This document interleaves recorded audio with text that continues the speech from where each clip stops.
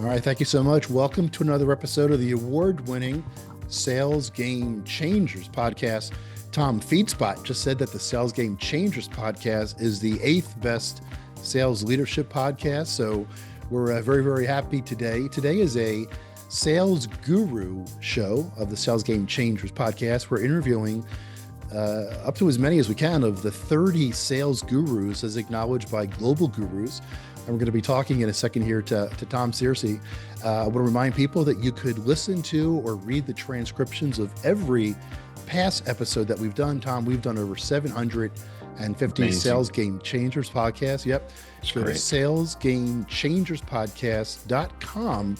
And today go to salesgamechangerspodcast.com/Tom Searcy, Searcy. So Tom, it's great to meet you. First of all, great to see you. First of all, congratulations on being a global guru, sales guru. Thank you very much. Appreciate it. Yeah, so we're excited to talk to you today. For people who don't know you, introduce yourself and tell us what we need to know about you. My business is called Hunt Big Sales, and we focus on very, very large sales. And I've been out in the marketplace. I ran four companies that went from 0 to 100 million, or from 10 million to 200 million. So four of those, four different times, all very rapid growth, and all of them in less than 5 years each. We didn't buy anybody, we didn't merge with anybody, and we didn't get bought by anybody. That's all organic growth, large account selling. And so I look at sales. My whole background is to look at things actually operationally.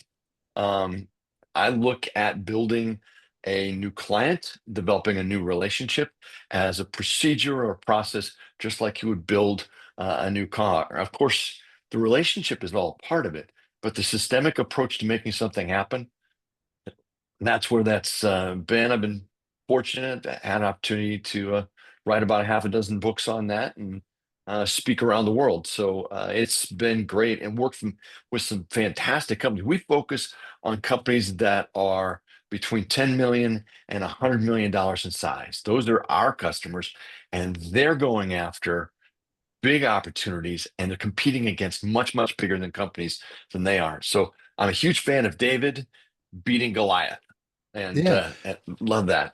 just curiously, what did the four companies, what did they, kinds of things did they sell? What kind of companies were they? Uh, Two of them were customer service and outsourced business processing. All right. And two of them were new customer acquisition and lead generation.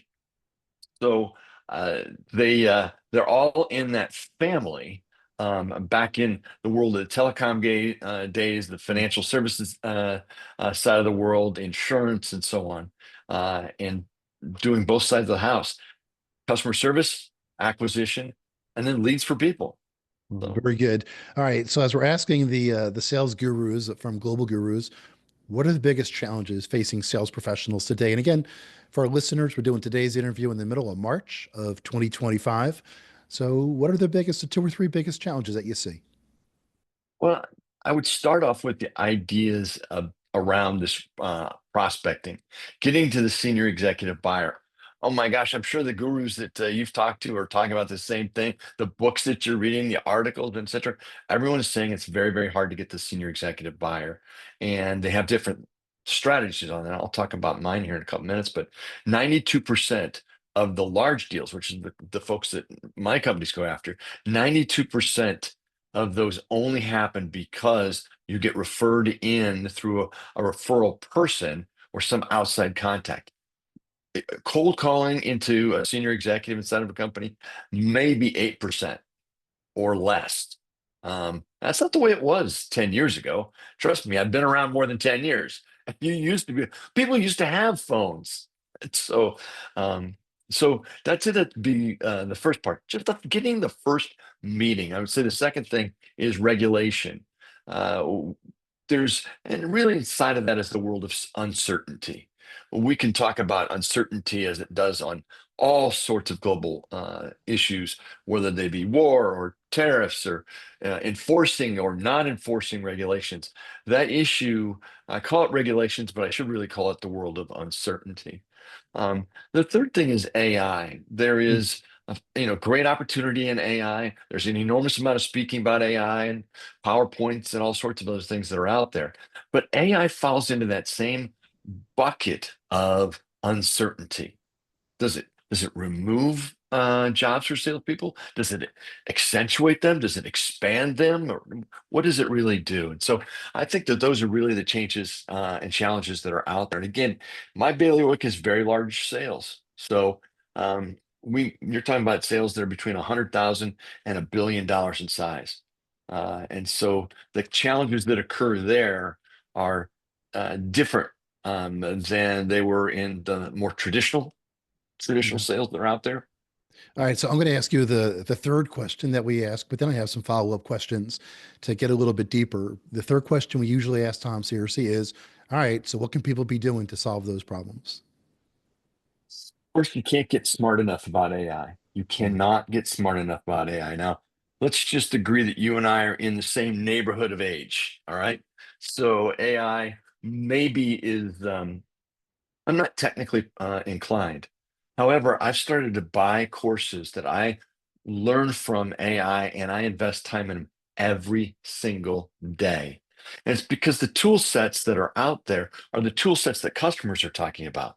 And so if you cannot be smart enough about them, about their customers, and about their working environment, and AI is touching all of them. If that's the case and they're touching my customers, and then they're touching those people's customers, I have to know. Second thing is the issue around certainty. We talked about that a little bit a couple minutes ago around regulations and tariffs and wars and all these other kinds of areas of uncertainty. Um, I think that the salespeople that are out there need to focus, and this is what I'm recommending people to do, is to focus on the language of certainty. Focus on the timelines of certainty. I may not know what's going to happen 5 years from now. I may not know what's going to happen 5 months from now, but my customer has a problem or a challenge that they need to work on with some level or some degree of certainty. And we know that it expands out into infinite uncertainty. But for the moment of the day that they have right now, they need to move forward with some certainty. It's my job as a sales person to speak in that language and to show people where they can find that certainty. Um, and as far as prospecting goes, I just wrote a blog that'll come out really soon, which just says prospecting is dead, long live prospecting.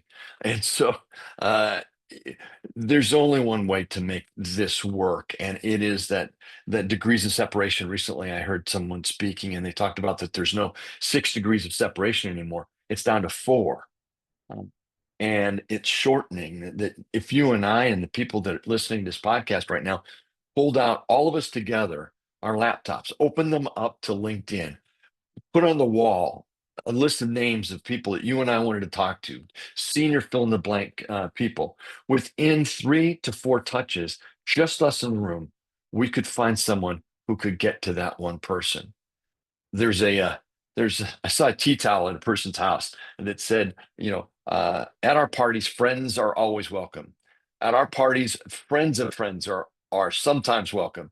At our party, friends of friends are never welcome. So this issue comes back to this: how far out can you reach? How do I take my 3 touch distances and turn them into 2 touch distances and turn them into 1 touch distances for me to develop an outreach and a conversation? So we're talking about that in everywhere we can. And of course, the Sales Navigator on LinkedIn is one of the tools that we recommend people to do. Yeah, those are great. Those are true great things. And, I'm in Northern Virginia, right outside of Washington, D.C. And you talked about the second category. It's a challenge right now. A lot of the companies that we work with, a lot of people listening to this podcast are in the B2G, the business to government space. And there's a lot of layoffs happening as we speak. And there's a lot of agencies that are losing people, right? People that might have been your customer have decided Right. to, take the early retirement, whatever it might be. Those are three Right. great ideas. I want to ask you, again, this is like a 10-minute show, but there's so much I could ask you.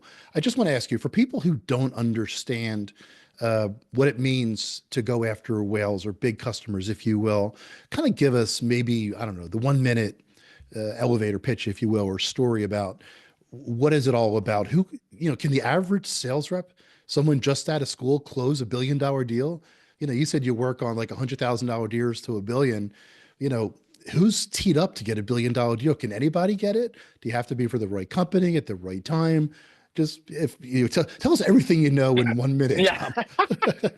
All right. So let me give you a couple of just simple touch points. Start off with item number one, and that is that no one buys anything alone. I'm talking if you talk to the Larry Ellison, or if you pick anyone inside of an organization, you may be sitting in front of the CEO. And our dream, everybody's dream, is I walk in there, give them a great idea, they agree, and they sign $1 million check, and I move on my way. It doesn't work. No one buys big alone. So they're going to have other people that are going to be mapped in. Their CFO, their CIO, someone who's a vice president of something really important, whatever it is. You need to know, when we call that group the buyer's table. And so you need to have that buyer's table. So start off with item number one. It's not enough for me just to reach out to what the contact is. I need to know that spider web of everyone around them. Second thing is that most people get the idea of what the real problem is that you're solving and that you're talking about it. They don't speak about it in the language. You get sent to whom you sound like. So if you sound like a manager, you're going to talk to a manager. And if you talk to a manager, you're going to talk about managerial level problems. So if you want to talk to that senior level buyer, you're going to have to speak that language. Now, I would say, as far as age goes and background goes, experience and relevance is more important than age. How relevant are you to the problem that that customer that you're trying to present to, or more importantly, their customer has?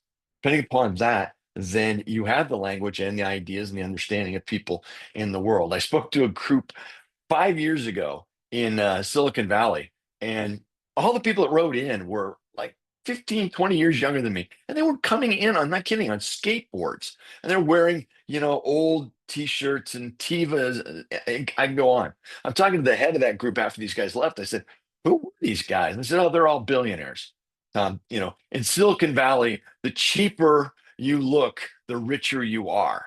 And I'm looking at these people and saying, why am I talking to these guys? They don't look like CEOs to me.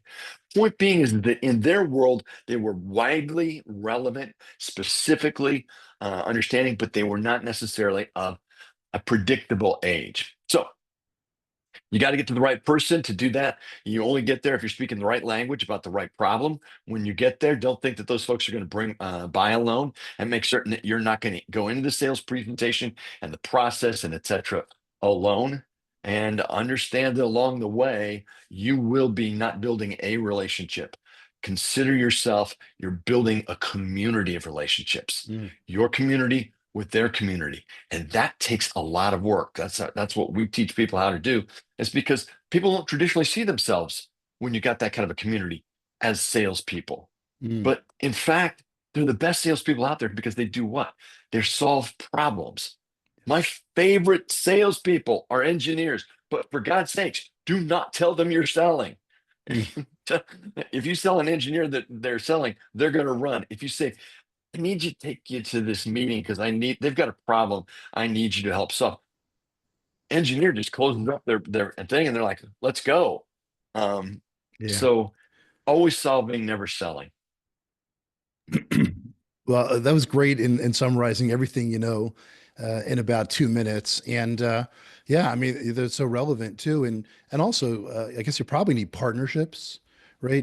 From other entities in a lot of That's cases, and right.